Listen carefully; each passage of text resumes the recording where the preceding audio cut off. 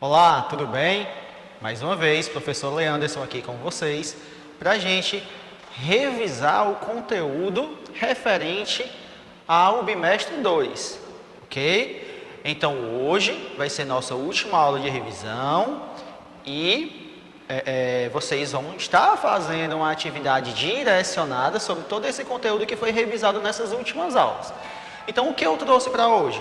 Uma revisão específica, certo? Sobre a América, ok? Sobre América 2. Então, vamos lá. Precisa do material, precisa da atenção e precisa, que vocês acompanhem, certo? Com o material em mãos. Então, vamos lá. Vamos para a tela. Vamos revisar. Bem, vamos falar de um contexto histórico, Nós vamos falar primeiramente sobre a população do continente americano. Como vocês já sabem, como vocês já estudaram, como vocês já tiveram aula sobre a formação, a divisão regional, os aspectos culturais existentes no continente americano, agora nós vamos abordar novamente a questão populacional, demográfica. Então, a respeito dessa condição, certo?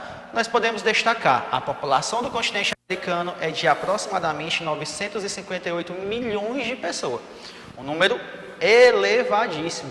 958 milhões de pessoas em todo o continente americano. Porém, se a gente for parar para pensar, nós podemos colocar aí na balança, junto com o único país do continente asiático, que é a China, e nós vamos perceber que só em um país lá na Ásia tem uma população superior à de todo o continente americano, ok? E está entre, aqui no continente nós temos países populosos, certo? Onde destacam-se os Estados Unidos da América, o Brasil, o México, Colômbia e a Argentina. Em tempo, nós também podemos fazer um parêntese para poder lembrar o conceito de populoso. Populoso possui um número alto de habitantes, certo? Que se diferencia de povoado. É bom destacar isso. Não necessariamente um país é povoado e ao mesmo tempo populoso, ok? Exemplo disso, o Brasil. O Brasil é um país populoso, uma população total ali em torno de 210 milhões de habitantes, porém é um país que não é completamente povoado, certo? Existem vazios demográficos. As diferentes formas de colonização por povoamento ou por exploração contribuíram para as diferentes características populacionais que podemos encontrar no nosso continente, aqui na América. Lembrando, colônias de povoamento são aquelas encontradas na América anglo-saxônica, que vocês já conseguem entender e associar aos Estados Unidos e ao Canadá. E as colônias de exploração em todo o restante da América Latina, desde o México, lá na América do Norte, até a Argentina, aqui na América do Sul. Então, a forma de colonização influencia as características populacionais dentro do continente americano, ok? Aqui nós temos um quadro, certo, que nós estamos reapresentando para vocês, sobre a estrutura da população e o Índice de Desenvolvimento Humano, conhecido como IDH, beleza? O Índice de Desenvolvimento Humano é um dos principais indicadores utilizados para analisar o desenvolvimento e o crescimento dos países, assim como outros que a gente também pode utilizar, certo? Como o coeficiente de Gini, certo? E aí vai. Esse índice leva em conta 3 fatores. O IDH, leva em conta 3 fatores: educação, renda e longevidade, ou seja, expectativa de vida, renda per capita e grau de escolaridade. Assim, a gente pode perceber uma diferença gritante ao mapa, certo? Observando o mapa, onde nós temos aí em destaque, certo? Na cor verde, os países que apresentam o melhor IDH, aqueles que no cálculo está próximo de 1, certo? Então, Canadá, Argentina, os Estados Unidos são os países que apresentam os melhores padrões no que diz respeito a esses três tópicos: educação, renda e longevidade.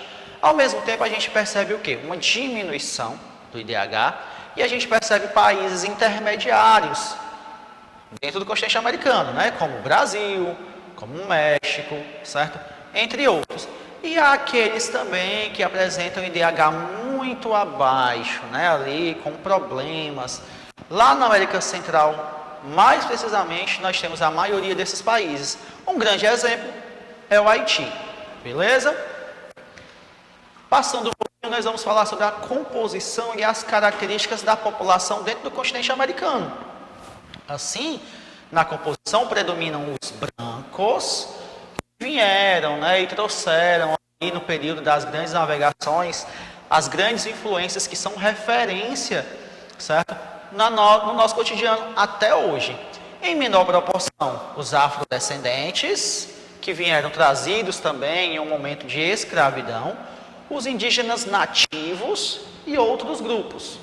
Apesar desse predomínio, há países onde a população negra tem maior representatividade, ok? Na América Anglo-Saxônica predomina a língua inglesa e na América Latina o espanhol.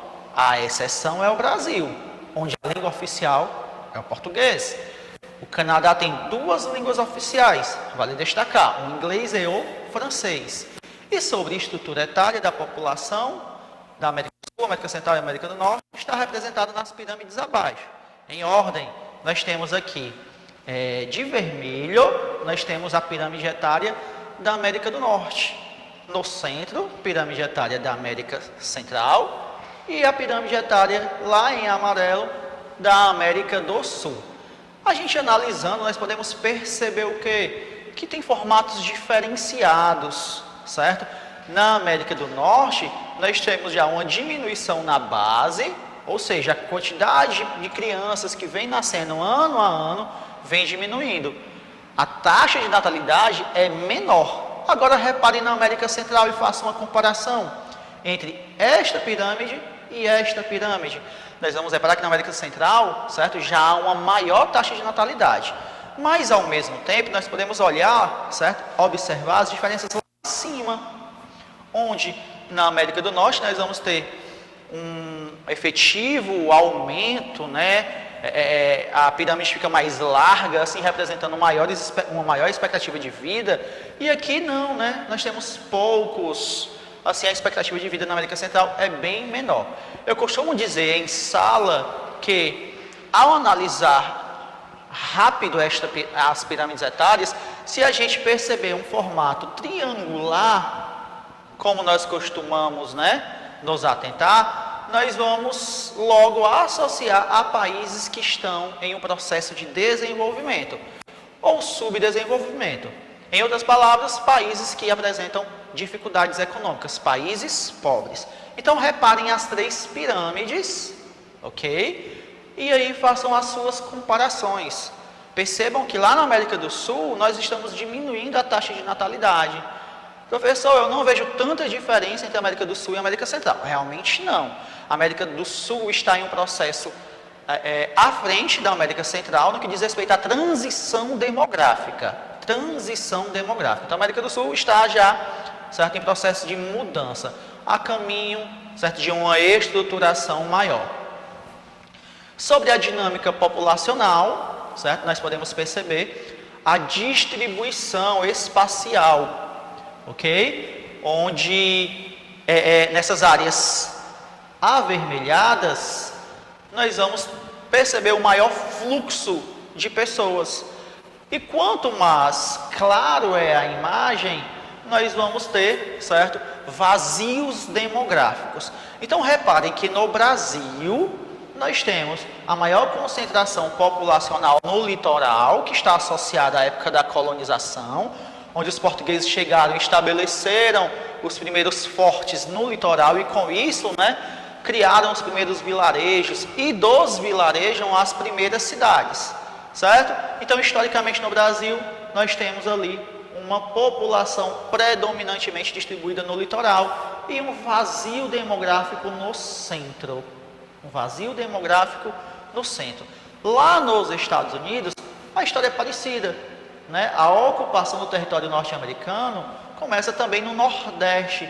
Então nós temos também uma maior quantidade de pessoas vivendo nessa área.